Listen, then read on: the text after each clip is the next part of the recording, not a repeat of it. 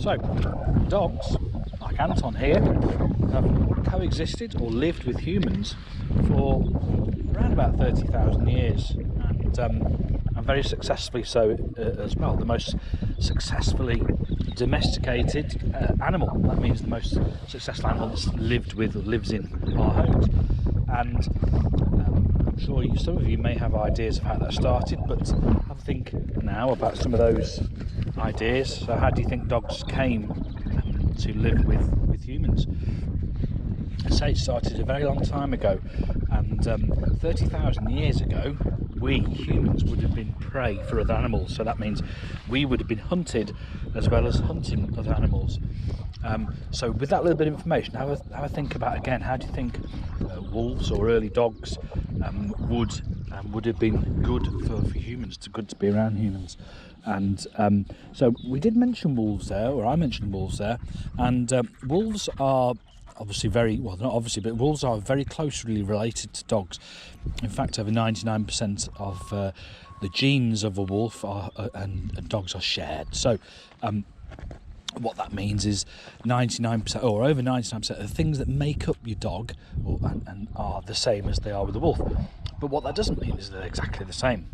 So yes, there will be some similarities in terms of behaviour, etc. But they're not the same. Very much like Angus, come here, good boy. Very much like ourselves, humans, and primates or chimpanzees that we're very closely related to. Again, over 99% of what makes us, our genes, are the same as a chimpanzee, but obviously we're not the same.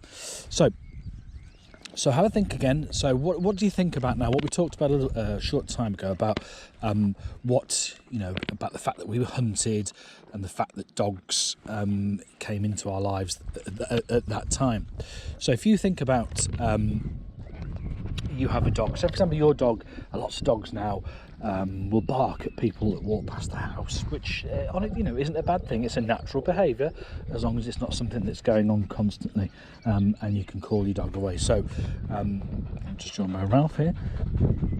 So that gives you a bit of a clue as well. So people walking past your house, coming towards you, people knocking at the door, your dog may bark. So think about if we were around 30,000 years ago and we were camping in a cave, and we've got no warning system. If anybody comes towards us at all, any prey, anyone wants to eat us, we don't know.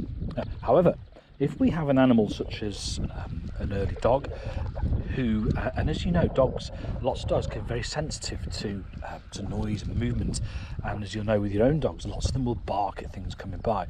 So how great would that be 30,000 years ago if we had something like Anton, coming along and letting us know that people were coming or things were coming that wanted to eat us? So that would be absolutely fantastic, and that's going to really help us. So that helps us, but what helps the dog? Why would a dog do that?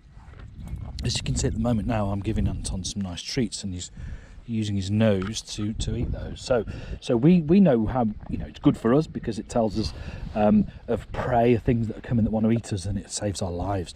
But what does it do for the early dogs? Well, early dogs will scavenge. Well, scavengers, they will take food. So humans, as we still do today, will discard food, throw food away. So those early dogs would have fed off those bits of food that were discarded, and those dogs that were tamer or more were good around the company of humans tended to get access to more of that food. The closer they got, the more food they got.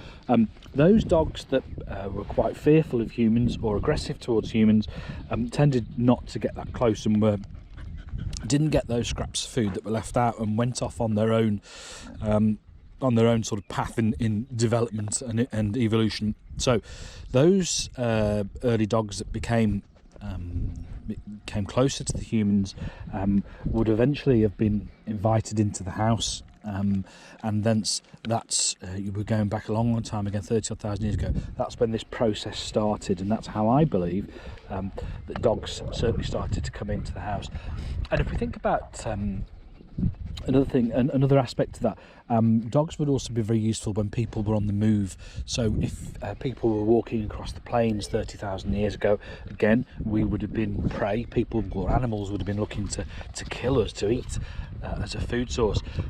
However, dogs, when they're camping out at night whilst they're walking around and travelling, early dogs would again have served as an early warning system. They would have barked, and they would have allowed, hello Angus, they would have allowed, or Anton, they would have allowed the people who were early humans to wake up and get safe before they were taken or eaten or attacked by other animals. So there's a name for that, so I'm not sure whether any of you know it, but there's a name where it's a relationship here, and they're both benefiting from the relationship. So us, the humans, are benefiting because we have an early warning system, and also we get comfort from the dogs, and they provide security for the families back in those early days, and they may well have also helped with the hunting as well.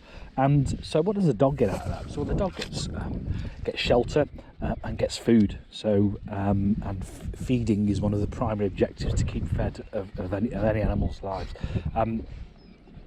So there's a word for that, and it's called a symbiotic relationship. So what that means, symbiotic, is that each part or partner in the relationship, it's beneficial for them, that relationship. So that's a word for you to remember, symbiotic. So that means that the relationship is good, is beneficial for both of them. It brings benefits to them. So that's how I believe that dogs came into our homes.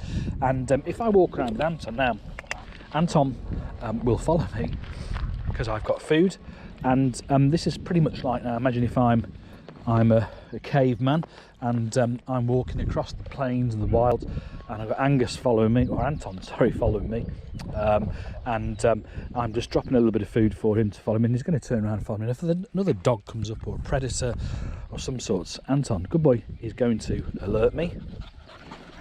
There we go, good boy. So again, there you go, I'm just dropping a couple of treats for him, but he hasn't seen those, so point out there. Okay, so we're still walking across the plains, and we can see that Anton's going to follow me, keeping a little distance, but that's perfect. It's a really great early warning system. We've got Ralph just coming in here as well. So Anton's not going to say anything about Ralph because he knows Ralph, he lives with him. However, if that was another dog, I would expect that Ralph, Anton, would have barked or made some sort of noise, so to alert me.